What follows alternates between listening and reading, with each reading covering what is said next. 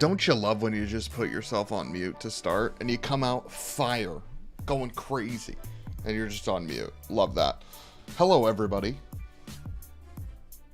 Joe, you made it right at the beginning. Cheers to Joe.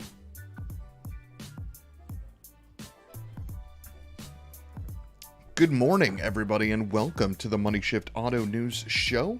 I'm your host, Thanasi, and today we're going to be talking about some pretty awesome stuff. There's a good bit of car news to talk about today. We're going to be going all over from the US to Germany to Korea. We got good news. We got some slightly bad news, but funny news at the same time. Things are cruising. But we're going to start off today with a vehicle right here to my left. This is the Jeep Grand Cherokee L, and it is the product of the chip shortage.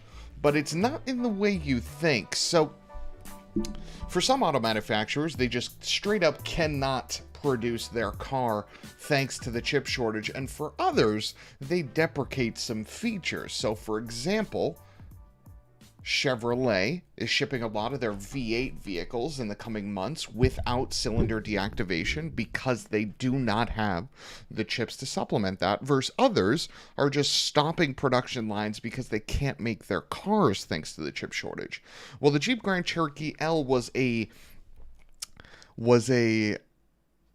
oh my god, what's the word? Here's the thing, when you do a live show is you just forget about words, you know what I mean? The Jeep Grand Cherokee L was hit by the chip shortage as well.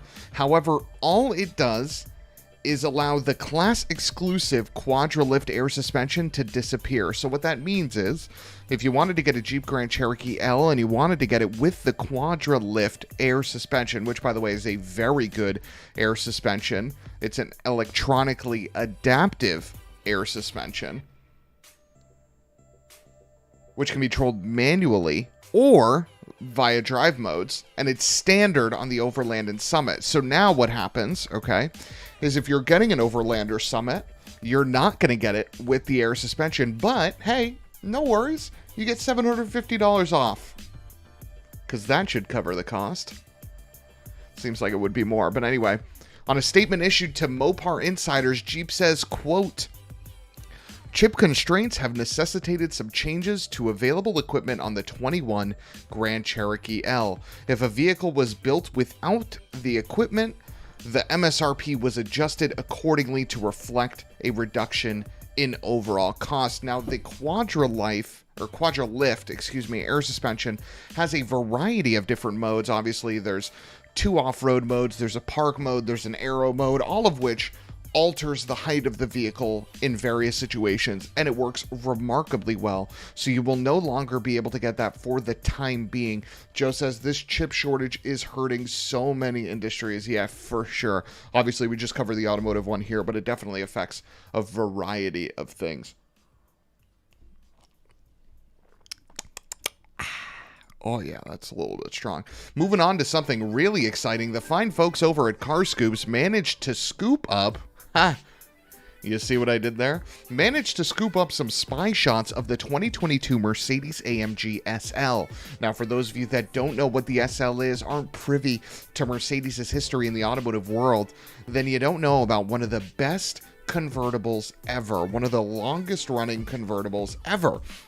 And it received a pretty long hiatus. The last time we saw the SL moniker, let me pull up the year, because I want to say 2012, but I don't want to be wrong.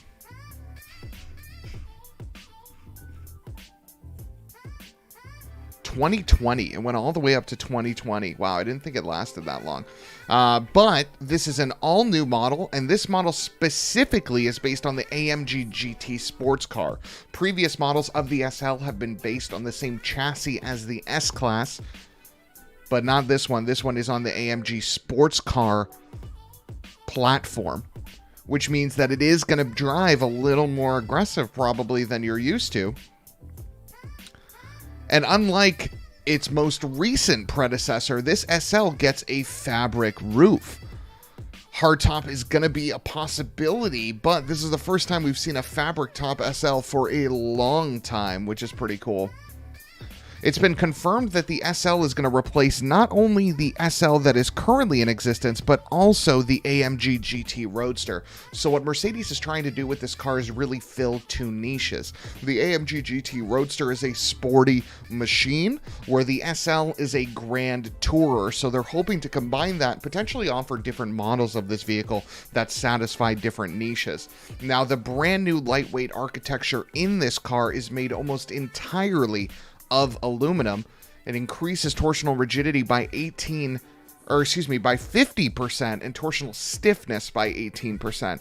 Longitudinal rigidity is even increased by 40% over the GT Roadster, all of which should make for a vehicle that is not only exciting to drive, but good for long distances. Now, we don't have any confirmation as to the engines that are going to appear in the new SL, but we could speculate a little bit, and I think we're going to do that.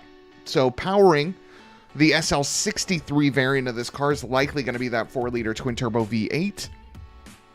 There's probably going to be an SL63E Performance variant, which has the twin-turbo V8 with the electric powertrain, the same powertrain that's used in the AMG GT 4-door. I wouldn't be surprised as well if we get an inline 6-cylinder 53 model as well. I would, in fact, be surprised if we were to get a 4-cylinder model. If we do, it'll likely be the C-Class AMG 4-cylinder engine, so something that's making over 400 horsepower. Shout out to Peter Christakis for the like. Thank you, Peter. Cheers to you, man. Now, we'll learn more about the Mercedes SL in the coming months. Production is slated to start this year, and it'll debut in early 2022 as a production model. So if production is starting this year, we should be seeing the production variant of this car shortly, which is going to be pretty exciting. I'm looking forward to it. I think this design looks incredible. Love the Pan America grille. Love the rear end here. I think the proportions look right as well. Mercedes seemingly is killing it. Now, you'll remember they showed off the interior of this car already. They've confirmed the interior, and it effectively looks like an S-Class inside, which is awesome. Joe says, remember they did previously make a Black Series SL. Wonder if they'll do it again. Yeah, interesting, Joe. I wonder, right? Because when they made the last Black Series SL, they didn't have another coupe.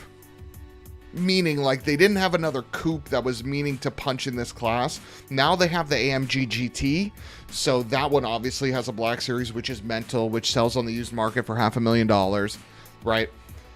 So they have that car that almost fills that, like, Black Series craziness, so I wonder if they're going to still give one to this convertible, you know? I don't think so, it is effectively what I'm trying to say here, but it would definitely be awesome.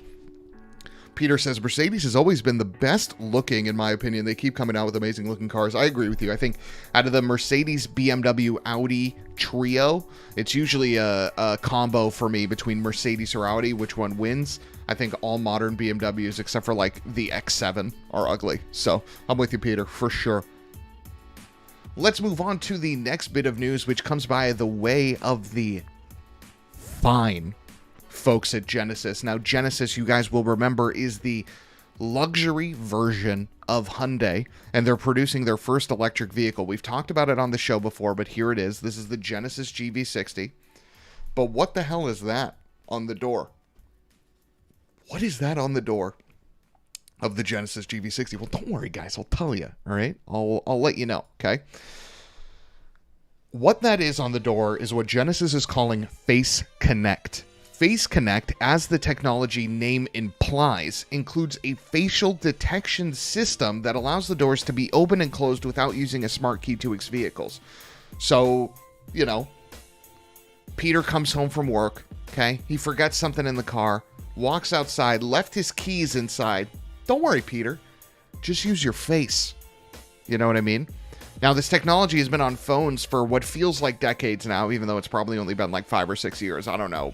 Phone history, but it's finally making its way into the automotive realm, and Genesis says that the Face Connect system, which you can again see right here, features a NIR, which is a near-infrared camera on the B-pillar that's been designed to work in all lighting conditions, including at night. The system can register up to 2 faces, and individual profiles can be set up for each face. So Peter and his girlfriend can each have their own profile, and when the car senses that Peter's girlfriend scans into the car, it readjusts the seat accordingly. Do you see what I mean? So it's pretty cool that it has the ability to do that. Peter says, LOL, so basically people are going to start getting killed for access to their car. Hey, man. That same argument could be used for keys, though. You know what I mean? but I hear you. I hear you. Now that system automatically adjusts things like the seat, the steering wheel. In addition, the heads-up display, the wing mirrors, the infotainment, all of that can be adjusted and mapped to the personal connection profile. Now, the Face Connect system in the Genesis GV60 will work alongside the fingerprint authentication system previously introduced by Genesis. So Genesis is really just honing in on all this stuff.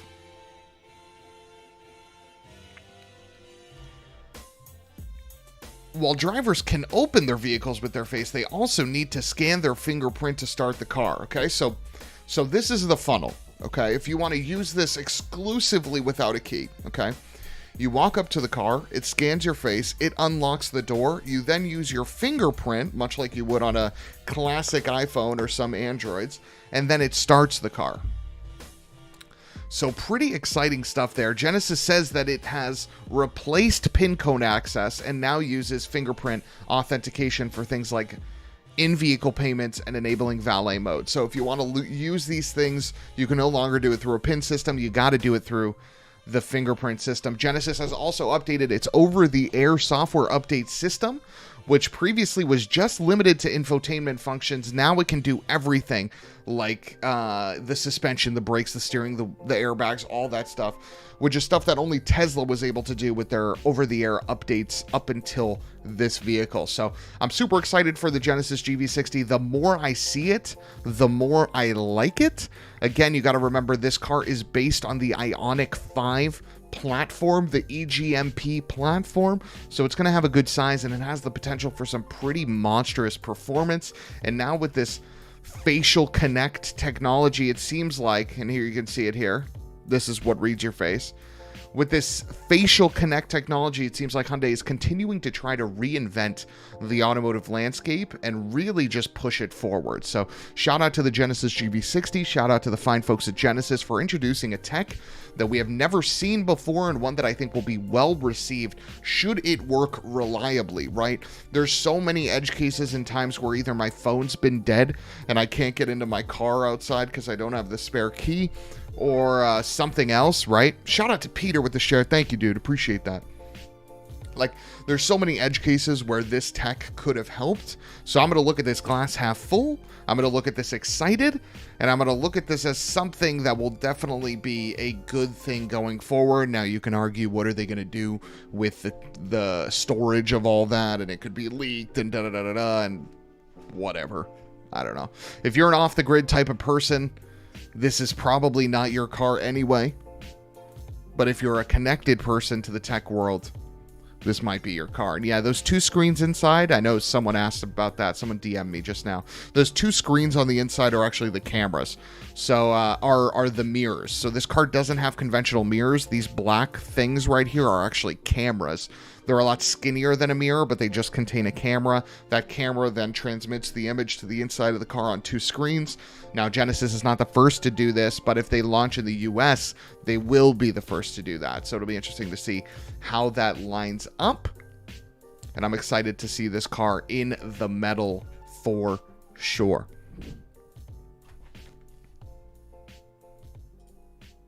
Now, the next vehicle comes by way from XPeng. For those of you that don't know who XPeng is, they are XPEV on the stock market in the States here. But XPeng also is a Chinese electric car maker, one of what China apparently is saying is like over 20,000 electric car companies. But anyway, XPeng is probably in the top 3 for electric car companies to come out of China, with NIO and BYD being the other 2 large ones.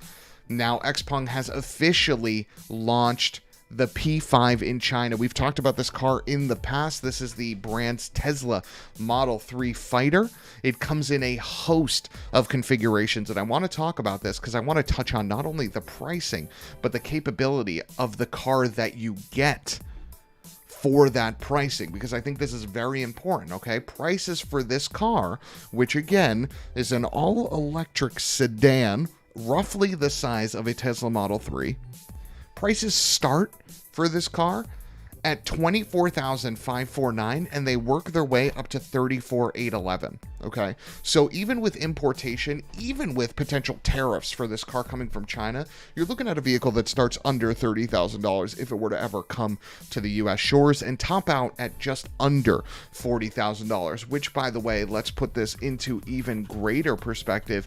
If we head over to Tesla.com and we look at what the base price is for a Model 3, that's going to give you guys an inclination of not only the capabilities of this car, but what you're getting for the price. Now, the Model 3, if you were to order one today, okay, and we're not talking about the off-the-menu standard option, we're talking about the standard plus, okay, the purchase price for a standard range plus is $39,990. For that, you get a rear-wheel drive, 262 miles of range, 0 to 60 in 5 seconds. So remember those.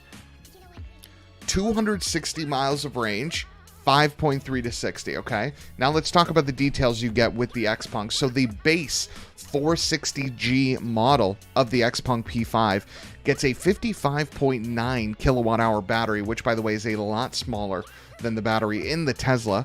However, it gets an NEDC range of 286 miles. So it gets slightly more miles than the Tesla Model 3, smaller battery, which means it's more efficient. And if you opt for the 460E, okay, you get the same powertrain, the 55 kilowatt-hour battery, but you also get the most advanced or what Xpeng is claiming is the most advanced semi-autonomous system out there, which is their X-Pilot system, which leverages not only sensors, not only radar, but it leverages LiDAR as well. And you're getting all of that for $26,000. That is a lot of bang for the buck there. But let's say you want more range. And let me actually pull up the Tesla Model 3 NEDC range so we can compare apples to apples here. The Tesla's NEDC range at base is 267 miles. Okay, so that's the number that we're really going to be monitoring this to. Peter, this car's really clean. Yeah, I agree. So let's say that range isn't enough. Let's say you want more. You can step it up to the 550G and the 550E, and that gets you a 66 kilowatt-hour ternary lithium battery, which gives you 342 mile of range, and that car starts at $27K. And then again, you go to the E to get the incredible autopilot-like system for an additional $2,000, or you go to the P, which is the even more advanced semi-autonomous system, which adds even more LiDAR units. That car costs $31,000. But the top of the range, the head honcho for the Xpeng P5 is the 600P.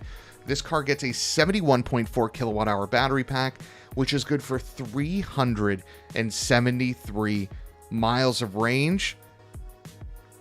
But this car is not a performance machine, okay? Xpeng says this thing does 0 to 60 in a skosh under 7 seconds, so it is not the fastest. But Xpeng hopes that the high range figure, okay, of nearly 400 miles, again, 373 miles of range, combined with the semi-autonomous units, okay, the radar sensors, the LiDAR sensors.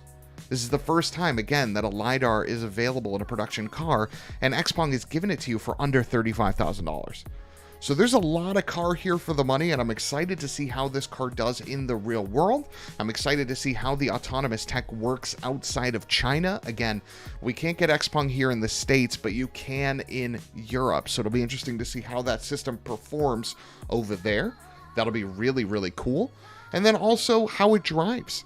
Is it fun, or is it just an appliance? An appliance is fine too, because it's really, really cheap. But the Model 3 is fun to drive. So it does have that going for it. So I'm excited to see and learn more about this car, but what you guys are looking at now is probably one of the cheaper sedans in the electric car segment. Again, base price of $24,000, and the most expensive model is $34,000, which, by the way, undercuts even the base Tesla Model 3. So pretty good.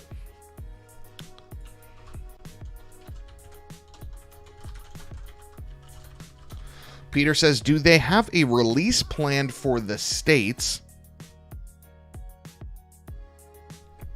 Good question, Peter. Xpeng actually got permits to test their larger car, the P7, in the US. There's been multiple reviewers that have actually got their hands on the Xpeng P7 and got to review it here on US roads. Xpeng has said it's renewed its permit and they're going to be continuing to test vehicles. But as of right now, their near-term expansion is by way of Europe before the States. So I wouldn't expect them here in the States for at least a couple years. Now, that can obviously change, but we're probably going to get the next generation of Xpeng vehicles. We won't get this current crop.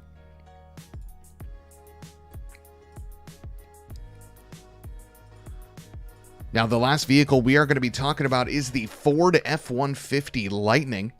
Now, the F-150 Lightning is already in the pre-production phase. As you can see in these photos, they are actually completing a series of pre-production models that will undergo a host of testing in order to understand if their production process is exactly where it needs to be when production starts. So Ford today announced that all of the pre-production F-150 Lightnings have rolled off the production line, and the first truck comes a new investment in the plant that will add a ton of jobs. So Ford has added even more money to the Lightning EV program. Ford said that they will invest an additional $250 million into EVs, which will add another 450 jobs. Most of these workers will be assembling the F-150 Lightning, but some of them will go to the plants that assemble the batteries and the drivetrains, which will go into more of their vehicles. In all, Ford hopes that their production capacity for the Lightning will be 80,000 trucks a year. Bill Ford, who obviously is the executive chair of the Ford Motor Company, says, quote, "We knew the F-150 Lightning was special, but the interest from the public has surpassed our highest expectation and changed the conversation around electric vehicles. So we're doubling down, adding jobs, and investment to increase production. This truck and the Ford UAW workers who are assembling it in Michigan have a chance to make history and lead the electric vehicle movement in America." Now, remember, this is not the first electric pickup truck. We talked about this yesterday. The Rivian R1T is already in production, but the large investment from Ford to the tune of over $1 billion, okay? Ford has invested $1.1 billion plus dollars.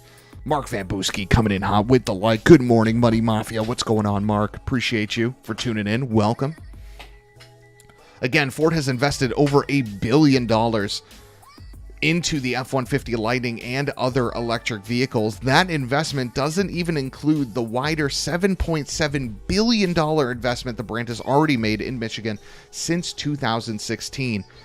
Now that the first pre-production models are leaving the plant to undergo testing, Ford continues to receive crazy reservations. Ford has received 150,000 reservations for the F-150 Lightning, including myself, by the way. Ford continues to say electrifying the F-Series represents a significant step towards the mass adoption of electric vehicles in America. The F-150 Lightning is intended to be more than a no-compromise, zero-emission truck. It's packed with ingenious features and technology that will improve over time. It's exhilarating to drive and can power your home or the worksite. And remember, you can get these for $40,000 at base, and they can go as high as $90,000, but $40,000 is where they start, which is crazy. Michael says, "Good morning, sir. Head to Thompson after the show." Is there a track day there today, Michael? I wish I was ready, man. So as you guys know, I bought a 99 Boxster, which we did the live review on. You guys got behind the wheel last week. And that car is, with dyno. Damn, I'm going to miss that. That's annoying.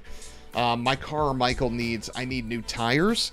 I need pads, rotors, fluid change. And then I'm ready to go. But I do need to just do basic maintenance on the car before I really get it out there. Not that it's experienced or shown me anything. I mean, it definitely needs brakes. I've seen that. And the tires are mismatched, so I definitely want to replace that. But Yeah, I need to do those things, and I haven't done them yet, so I've missed it. But that sounds awesome. Thompson, dude, Thompson's my favorite track, man. I love it.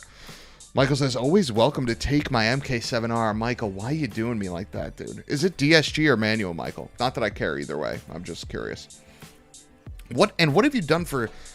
You're modified, correct, Michael? And I know I'm having a direct conversation with Michael here, so I apologize to everyone else. If you guys have any questions, feel free to drop them in the chat. We could talk about them. But are you modified, Michael? And I'm curious what times you're putting down if you've been to Thompson already.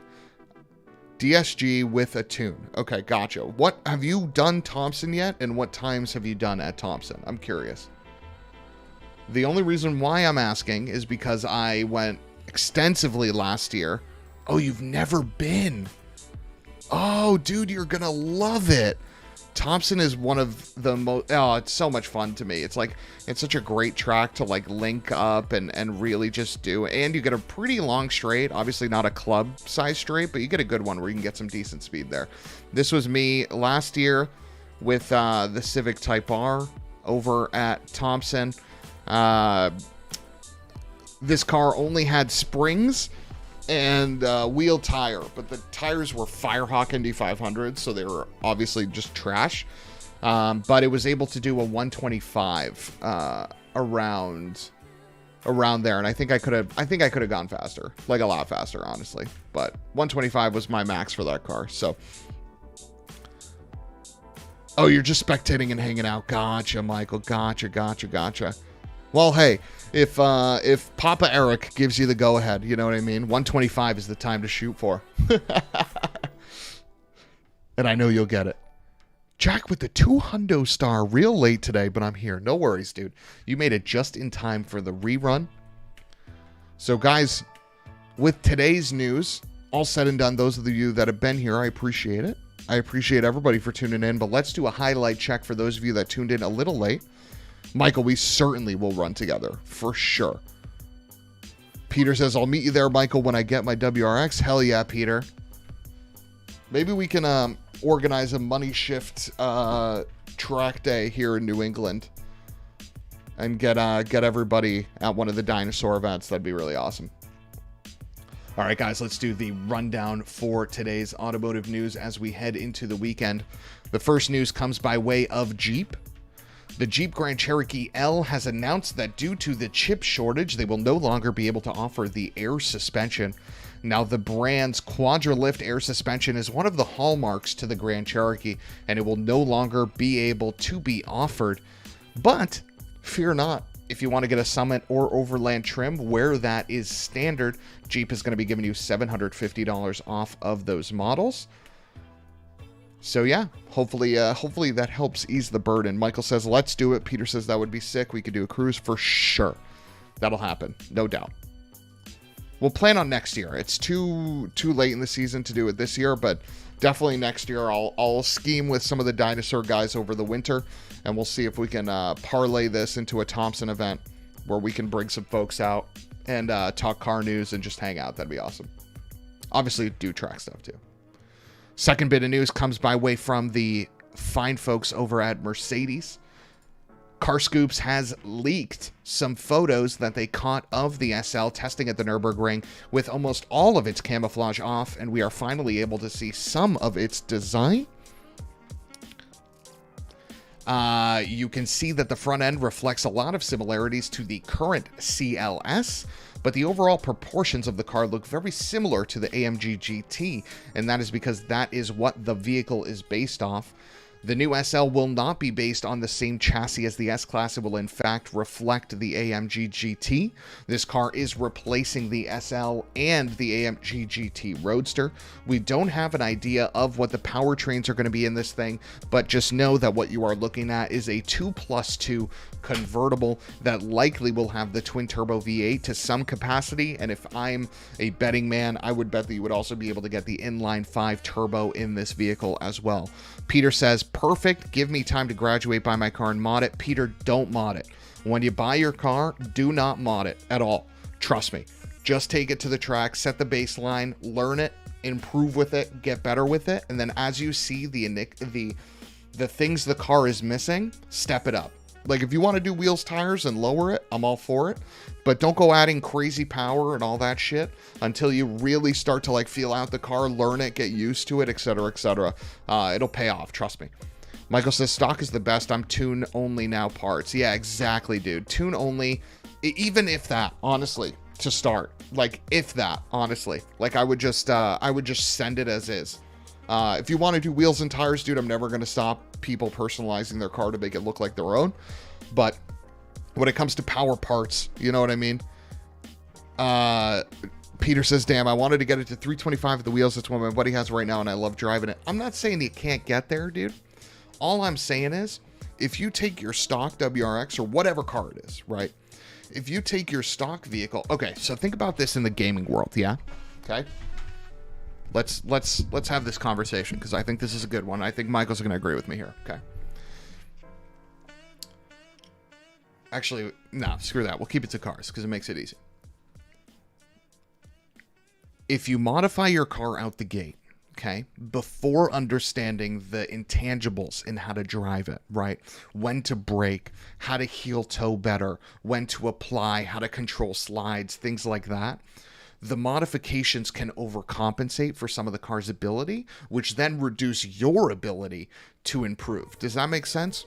So another way to look at this, okay, is if you started going to the track with a Civic Type R versus starting to go with the track with a Mazda Miata.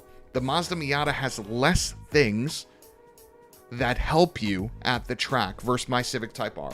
The Civic Type R has auto blip shift on the downshift, right? It has an advanced traction control that if you decided to leave it on, does a really good job at keeping you in line. The suspension itself is incredible, right? Versus the Miata's got none of that shit, okay? And because the Miata has none of that shit, you're learning actually how to drive. And then when you go into that Civic Type R, you're a better driver. Does that make sense? Do you see what I'm saying? So, like, if you were to take your car as is, whatever it is, okay, whether it's a WRX, whether it's a GTI, whether it's a, like, any of those cars, right? A BRZ is another great one that's coming out in the next couple months, okay? And you learn how to drive that machine before actively modifying it, you're improving as a driver before giving your car improvements. Do you feel me? So, like, when you hit that breaking point, right? Whatever that is, you can always modify, right? So that would be my recommendation on that front. Peter says, that's perfectly clear. I'll give this bad bitch a year of ripping and that. Yeah, exactly, dude. Just give it a season. And then you know what's going to happen? Trust me. I know what's going to happen, okay? If you decide to actively track your car, and when I say track, I mean things like road course, right? Thompson, Club, Canaan, Palmer. Those are all the ones that are local to us here, okay? If you decide to do that, it's going to change your perspective with what you're actually looking for to modify it. Because what's going to happen is, okay, let's just say you get a WRX, right? Like you're saying, right? You're going to take the WRX to the track and you're going to realize, oh, I want a sway bar instead of more power because I want to control the body roll. Or I want a more aggressive pad instead of more power so that I can brake later. I want this instead, you know what I mean? You're going to be prioritizing the things that allow you to carry more speed into corners or accelerate out of corners sooner instead of power, because honestly, tracking your car gives you a different perspective into what's important when it comes to modifying a vehicle, right? Like when I had my Civic Type R and I brought it to the track, again, I'll show this image. I had no power mods and I didn't want them. This thing made good power. This thing had fantastic poise. I love these Mugen taillights though. Can I just tell you that right now? But I had no urge to give this car more power, none, because it was more than adequate, and I knew that there was so much more in this car that I wasn't giving it, so that I was just going to focus on this, and I did. I think I dropped like 3 seconds over the course of the season on Thompson. I did like 6 or 7 track days at Thompson last year, and that's what you start to get to, right? That's where it's fun. But yeah, enough about me. Let's move on to the next topic here. For the highlight, comes by way of Genesis. What you guys are looking at here on the screen right now is the Genesis GV60's new technological feature called Face Connect technology. Now, Face Connect technology is exactly what you think it is. It leverages your face in order to unlock the vehicle. But not only does it unlock the vehicle with your face, It also changes things because it detects your profile. So let's say Jack is bought one of these, okay? Jack and his wife have a GV60, that's great. They can each tune their own profile, which includes things like driver seat, steering wheel, infotainment, heads-up display, wing mirrors, all of that gets automatically adjusted right to your profile. So you walk up to the door scans your face, perfect. You walk in, fingerprint, start the car, and you're on your way. So Genesis is one of the first vehicles to apply this technology to something that is sub $100,000. Now, this system leverages an NIR camera, which stands for near infrared camera, that is on the B pillar, and it's been designed to work in all lighting conditions, including night. And again, the system can register up to 2 faces, and individual profiles can be set up for those systems. Now, the all-electric Genesis GV60 will be the first model in its lineup to have Face Connect. The system will then likely gradually make its way to the rest of the Genesis lineup. But for now, if you want it, you are just getting it in this machine. Now, the last thing that we'll say is that the Genesis GV60 is based on the EGMP platform, which is the same platform that is used in the Hyundai Ioniq 5 and the Kia EV6. So we know the potential of this. It can have as little as 200 horsepower, and it can have as many as over 577 horsepower. So this thing could be nutso. This thing could be pretty mild, calm, reserved. And I'm excited to see how well this Face Connect system works, because in theory, it's a solid system, and I look forward to potentially using it. Now, the second to last bit of news that we talked about comes by way from the Chinese electric automaker known as XPeng. XPeng has finally launched 6 different variants of their XPeng P5, which is their Tesla Model 3 fighter. Now, the electric sedan will be available in 460 GE, 550 GEP, and 600P variants. Now, the differences between those: if you get a 460, you get a 55.9 kilowatt hour battery with 286 miles of range. The G and E just means whether you get a X-Pilot semi-autonomous system. Now, if you step it up to the 550 trim, you get a 66.2 kilowatt hour battery, which gives you 342 miles of range. And if you opt for the 550P, you get the most advanced semi-autonomous system currently available on the market today, which not only includes radar sensors, not only includes cameras, but it also includes 2 LiDAR units that are front-facing, and you get all of that for $31,000. Now, if that isn't enough for you, you step it up to the 600P. You get a 71.4 kilowatt hour battery, which is good for 373 miles of range. Now, this car does not prioritize performance. This car does not prioritize speed. And as such, XPeng has said that the 0 to 60 model is available in just at 7 seconds. So nothing crazy here, okay? But what you do get is a lot of tech. Not only do you get 2 LiDAR sensors, which is for the first time, again, on a production vehicle that we will be getting LiDAR sensors. Never mind something that costs under $40,000, which, by the way, was one of the reasons why Tesla said that they would not use LiDAR systems, was because of the expense.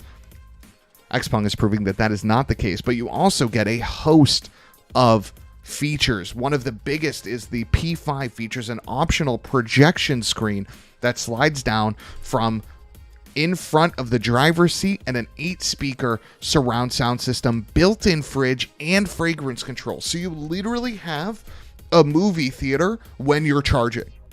That's no joke.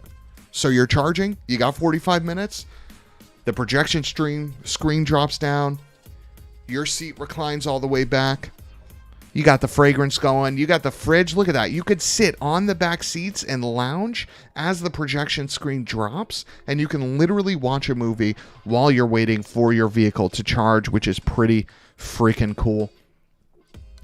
I'm excited for this car. Peter asked earlier, for those of you that did not know, the XPeng is going to be available in China and Europe. It will not be available in the States. And while XPeng does have the rights and certificates to test vehicles here in the United States, they currently do not have plans to sell cars here in the short term. Now, all of that is subject to change, but these cars are at the very least 2 years out. Now, if we move on to our last bit of news, what you guys are looking at here is the F-150 Lightning. Now, the F-150 Lightning is being shown again today because all pre-production models have been assembled, okay? So Ford has assembled a variety of F-150 Lightnings that will go under rigorous testing to prove out, one, if they know what they're doing when it comes to building them, two, if these cars can just sustain the rigors of daily driving in any temperature in a realistic environment. So this is exciting. With the production of these, Ford has also announced that they're going to be investing an additional $250 million into EVs, which adds another 450 hourly jobs. Most of those are going to go towards assembling the F-150 Lightning, for which Ford hopes to make 80,000 of these every single year. But the others will go to battery and drivetrain components that will be used in a variety of Ford vehicles in the future. Now, that $250 million investment comes after Ford just announced that they will be doing $700 million additional dollars. So Ford has invested almost $8 billion since 2016 into the electric vehicle, and they certainly are making strides. And if any of their recent vehicles are any inclination as to what this car will be, it will be a hit, and it will be as advertised, which is why I have reserved one, because I could not be more excited for this machine. And with that, we got all our news for a Friday. So friends, I want you to have an amazing time. Michael, I don't know if I'm going to be able to head down today. I'm going to be honest with you. But have a ton of fun, dude. Thompson's one of my favorite tracks. Enjoy it. Tell Eric MoneyShift says hello. Thanasi says hello. There's like a 20% chance I show up, Michael, if I'm going to be brutally honest. So it's not zero. It's definitely not zero. But it's low. All right, guys. Have an amazing Friday. We will see you on Monday. Monday, we get our new PC, which means we'll hopefully be able to do some gaming streams in the future. Okay? Those gaming streams, how they're going to go is we're just going to play some games, and we're going to talk cars the whole time. Okay? So it's going to be like this, but we're not going to be talking about car news. You guys bring up subjects, whatever. You watch me suck at all video games, and we just play. We can play together. We can do whatever. So I'm excited for that. Looking forward to that. I will see you guys on Monday. Have an amazing weekend. Drive safe and be safe. We'll see you guys soon.